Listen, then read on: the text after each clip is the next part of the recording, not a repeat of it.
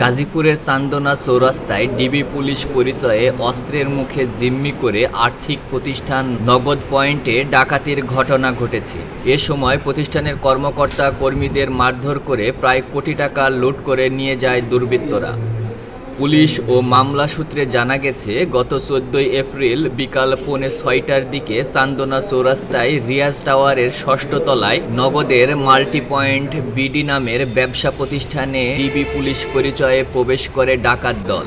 এ সময় তারা প্রতিষ্ঠানে কর্মকর্তা ও কর্মীদের অস্ত্রের মুখে জিম্মি করে মারধর শুরু করে। এক পর্যায়ে প্রতিষ্ঠানের ভল্ট থেকে 98,18,000 টাকা লুট করে পালিয়ে যায়।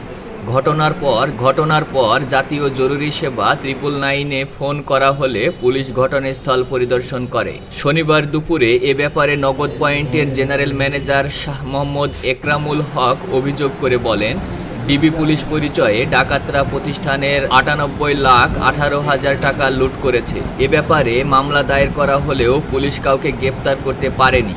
ঘটনার পর পুলিশ ঘটনাস্থল পরিদর্শনের সময় দ্রুত আসামিদের গ্রেপ্তারের আশ্বাস দিয়ে বিষয়টি গণমাধ্যম কর্মীদের না জানাতে আমাদের অনুরোধ করেন।